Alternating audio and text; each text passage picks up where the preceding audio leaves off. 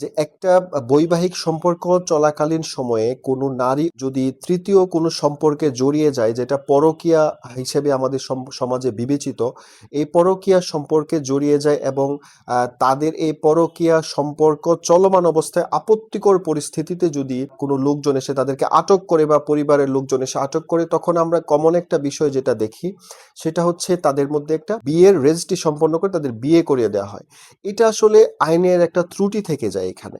একজন মেয়ে একটা বিয়ে চলমান থাকা অবস্থায় আমাদের ধর্ম এবং আইনে তালাক প্রদান করে ইদ্যৎকালীন সময় পার হওয়ার আগ পর্যন্ত দ্বিতীয় আরেকটা বিবাহ বন্ধনে আবদ্ধ হওয়ার ধর্মীয় এবং আইনগতভাবে কোনো সুযোগ নেই।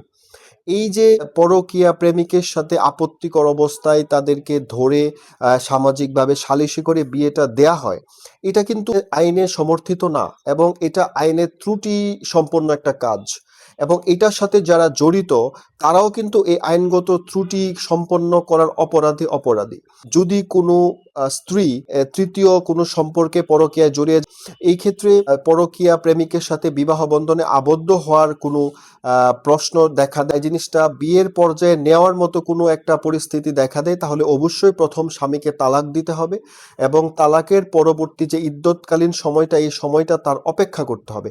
ইদ্যৎকালীন সময় অপেক্ষা করার পর নতুন করে বিয়ের প্রশ্ন জাগবে।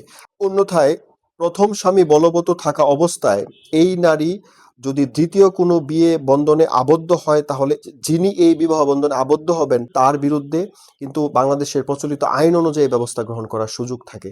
স্ত্রীর দ্বিতীয় বিবাহ বন্ধনে আবদ্ধ হওয়ার ক্ষেত্রে প্রথম স্বামীকে অবশ্যই তার তালাক প্রদান করতে হবে এবং ইদ্যৎকালীন সময়টা অপেক্ষা করে তারপর তার দ্বিতীয় বিবাহ বন্ধনে আবদ্ধ হতে হবে।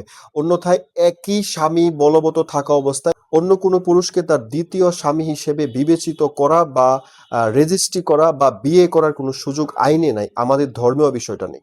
ধন্যবাদ।